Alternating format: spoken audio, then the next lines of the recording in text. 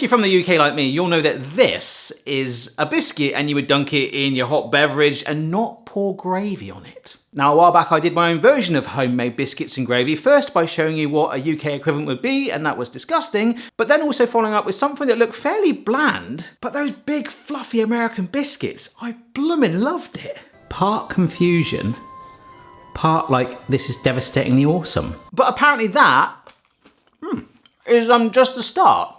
Because in America, they use those biscuits also to create sandwiches. So today, I'm gonna revisit making a homemade biscuit recipe, sorry mate, not you, and then make 3 common fillings that are super popular and see, well, ultimately what I think. It sounds blooming outrageous. Let's go. I must say that having made biscuits, it was always like, yeah, they're a little bit like scones. For me, they are extremely like scones. So that was self-raising flour, salt, bicarbonate of soda, and baking powder. And just like that, it looks like flour again. As you know, one of the things that I hate the most is rubbing butter and flour together. However, we discovered this tool years ago and it's been brilliant. The pastry blender, you can even use a food mixer as well if you want. Yeah, to be fair, I probably should have put it in a food processor because I'm like getting it everywhere and it does still take a fair amount of elbow grease. But to be honest, any way is avoiding the knee. I hate that. I don't know why. Knee. That's my only way I've ever been able to describe the sensation. It's just like, knee. Don't know if you heard that. That's the sound of a snoring pug. I have to be honest, that is slightly off-putting. This is some buttermilk. I'm adding in a little bit of this at a time. Nice little bit of tang. You can make, if they don't have buttermilk in the supermarket, you just get milk, add in some lemon juice, and then sort of let it sit for 5 minutes. Apparently that's another way of making it too. So, ooh, even this is working quite a long way. This is good. I just found by letting it stand a little bit and then mixing it again together like this, it's pretty much hoovering up most of the bowl. Look at that. It's crazy. Despite the butter and the flour, it feels really light. So the great thing is, I am going to flour this down. This is some more self-raising flour. Got the buttermilk there just in case I need any more, but I think just by getting a little bit of flour there and pressing it down delicately, I might not even roll it out. I feel like I'm making a scone pizza, which, as I literally just thought of that, is probably not the worst idea I've ever had. I think I'm going to go slightly smaller because remember, they have got that bicarb and baking powder in there. I did lightly dust this with flour to help with every single cut, okay? So I've actually decided to re-roll them and I wanted to make them slightly bigger, if that's all right, because I'm not sure, like genuinely, would you use one of these as one bun half? Would you have, I think you're gonna have it, otherwise that is a lot of stodge. But let's get that baked. 200 fan, about 15 minutes in there. This is the thing I can't get my head around right now. Right now, as I look at those, for a British person, they are scones, right? And I know what we're gonna be putting in these things. It's exciting. I'm intrigued. I know some of you are already like, that's not an American biscuit recipe, what are you doing? But I think that's true for most food. No one makes it better than your nan or that random neighbor down the street that always used to do it. It triggers nostalgia. I once saw a video of an American person trying to make a British roast dinner. Yes, I cringed. So we've just taken them out of the oven. This is the tray it baked on. I've stuck them straight onto this wire rack because one of the most common things that was said, and they smell buttery already, is just while they're warm to brush a little melted butter on top.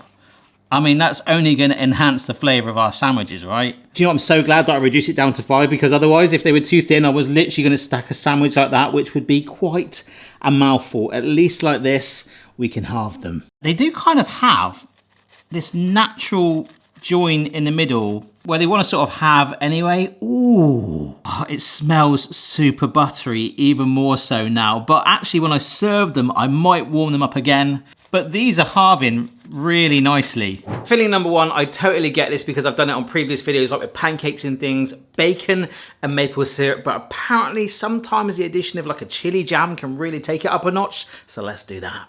Some bacon rashers that are smoked, a little bit of oil. I blooming love smoked bacon. Let's cook this up, and I think this, oh my gosh, this one is probably the easiest. Hopefully you'll be able to smell this next scene.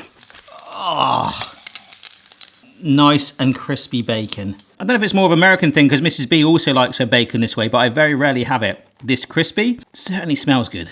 So I have warmed this one up just gently. They are delicate. So I Googled what would be the top 3 things to put in these if you're wondering, the ones I've picked today. So this is our first venture, and I just can't get over, this just looks so stodgy. This is some fiery sweet chili jam.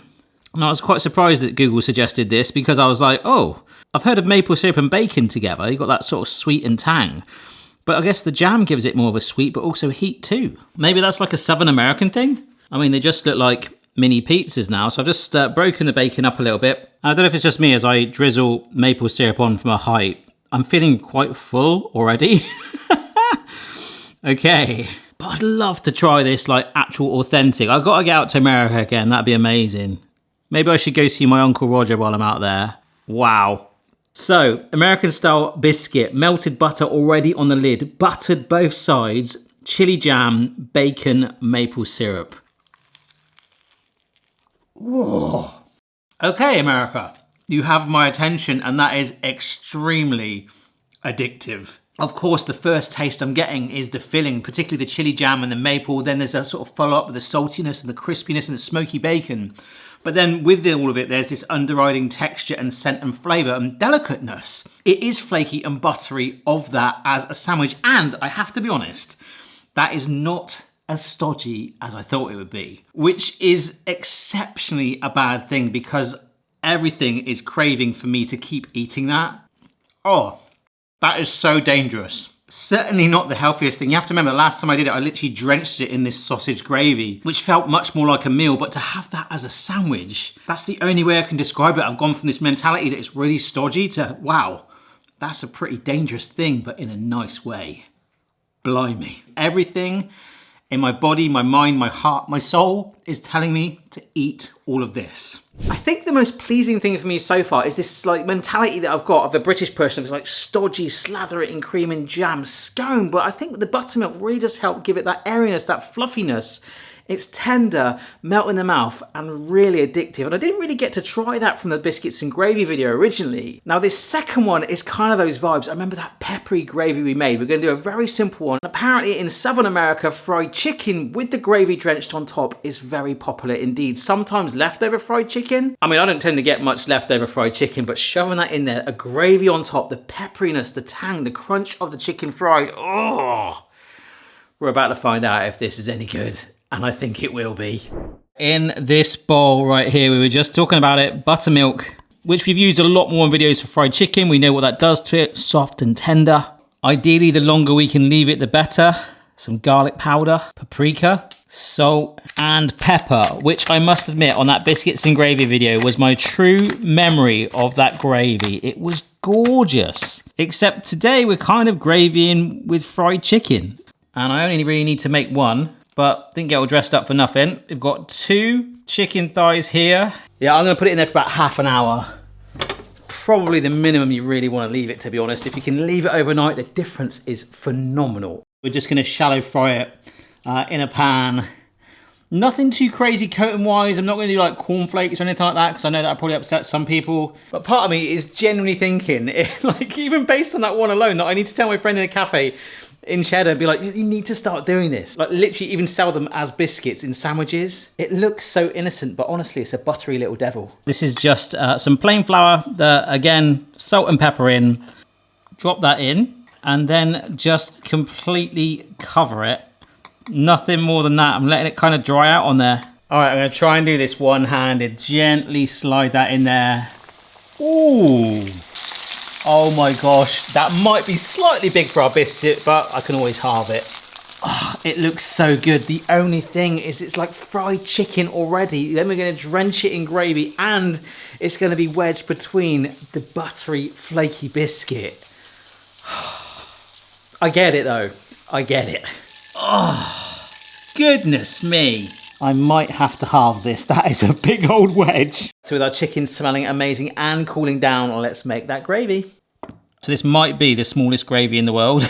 Gravy for one. So just melting up some butter and flour. Just want to do a basic peppery one. I don't know what it is for this one, Pepper Town, okay? But the other thing that's going in is milk. And there's so little milk in this jug. You can barely see it. So salt, I'm doing this as quick as I can just to save me doing it over the hob. But of course you could tweak it if you want. But again, pushing that pepperiness. So if I show you there on my little close-up cam, just whisking it together, it's foaming up nicely. In goes the peppery milk. Oh, this is probably the most basic gravy that I got as a follow-up that someone told me about. I mean, I certainly wouldn't want this gravy poured over my roast beef, but it smells blooming good. So that gravy is nowhere near as complex as the one I made in the first video. That one was described more as like an American sausage gravy. It had pork mince in it, sage and ginger and cayenne. And I just remember some people were like, hang on, we don't really want to go to that effort. Sometimes we just like make this basic one, which for me was more like a peppery bread sauce. I don't know, it's all gravy. So to make sure this fits, I've actually halved that chicken thigh. Look at the size of that. And I assume I just pour that peppery sauce all over it. My poor biscuit. But with this on top, oh, that looks blooming gorgeous. I fancy some fruit, to be honest. Why does it look so stodgy? It smells this like crazy fried chicken buttery fusion. You can't smell the gravy sauce thing. Ah. Shiver me timbers. That is phenomenal. I really wish I did that other gravy with that now, because I loved it having like the sausage chunks in it. But perhaps the pork with the chicken might have been a quirky combo. Maybe you do that. Oh, it's very peppery though. But I was really intrigued by that. People were like, this is the most basic gravy ever. You should try it. Oh yeah, that is peppery.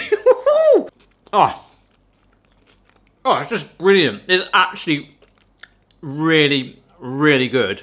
The thing I'm finding though, a little bit like recently when we did the chili and cornbread, it's actually like eating a cake. Like it doesn't feel savory. Like even the butter feels like it's given it some sort of cakey, flaky lightness, sweetness. And I blooming love it. But again, although granted this one is a little bit cold now, I have to have my willpower, and I feel like so full now. Because by far the most popular one was actually kind of like an Egg McMuffin spin on it with pork sausage. So I get that with the gravy, except that McMuffin twist with a pork patty, egg, and cheese. Let's go. Okay then folks, so this here is a packet of sausage meat. In a UK supermarket, you didn't always used to be able to get this too easily, and that's way too big. But basically a way around it is to buy some sausages and then take them out of the skins and then shape it. Basically what this is, it's flavored and seasoned. Putting it down on baking parchment like that. Ooh. Go on, my friend. Saw one of my neighbours walking the dog this morning. They're like, oh, what are you up to today? And I'm like, I'm making some American biscuits. And I was like, oh yeah, I don't know if I'm gonna like it. It's been a very good day. It has shrunk back a little bit. Oh, look at that colour. Oh, yes. Come on. And because I want cheese on this and I want it to melt, we'll come back to you in a minute. Actually, if I'm quick enough, because this pan's still hot, this is a slightly larger cookie cutter. I've sprayed that with oil just to make getting it out easier. Okay. Oh look, it's actually going white already. Back on the heat, I was gonna get my teaspoon and push the yolk into the middle a little bit, but that looks absolutely fine to me. That will not take long. A slice of cheese. Lift this back in. Woo! I have put a lid on top. I must say, a buttery recipe with melted butter on the lid. Don't forget that. There's melted butter on there. I'm sure my arteries won't let me forget that today. Blimey. Spread butter. Oh, that's hot. Wow. A melted cheesy sausage patty. An egg.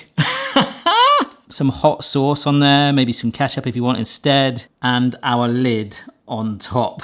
Look at that. That is like an Egg McMuffin turned up to stodge. I can hear my bicycle tapping at the door going, Barry, we need to go for a very, very big bike ride. All right then, folks, if you've not seen the Biscuits and Gravy video, maybe check this out afterwards. Consider subscribing if you're not already for regular food fun. But I think my journey today with biscuit sandwiches, I didn't know they were a thing. Maybe you just get them in American McDonald's or something like that, but it has actually blown my mind. I don't want to have a sandwich like this every day. I can see the butter drooping off of it. Oh.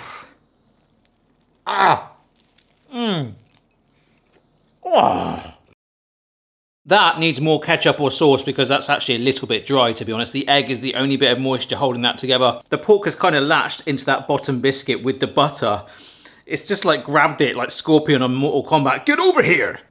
Oh, It's just incredible. I think out of all of them, despite the fact we had a massive chunk of chicken thigh, this feels the most stodgiest and compact and the most sort of thing that I was anticipating today. However, in isolation, you've still got this lovely, buttery, flaky, I hate calling it biscuit, everything British about me. Oh, it is so cheeky, but I am missing some sort of sauce on there, which is why my favourite today, and again, evidence why it's completely gone, was the maple bacon with that jam on there. The perfect blend of sweet and savoury and salty tang with that mellowy, flaky, puffy butteriness. Oh, I didn't want to hate this today. My biggest fear has come true because I have eaten quite a lot of naughty food, but I get it. My main thing is it's like addictive. I have to keep putting it down. I've already eaten one whole one, half of the chicken one, and well, an eighth of that. In short, yes, I can tick off that buttery curiosity. We've achieved everything I wanted to from this video. The only thing I'll say, next time I'm having an English scone with cream and jam, I might want to shove some bacon in it. Cheers for watching. Hope you enjoyed the video. I'll see you later. Bye. That bacon one, I was like, do you know what? I'm going to be good. I'm not going to eat it all. Oh boy. About an hour and a half ago, it's 3:30 right now. It's been a long old day, actually. We consumed that. We did.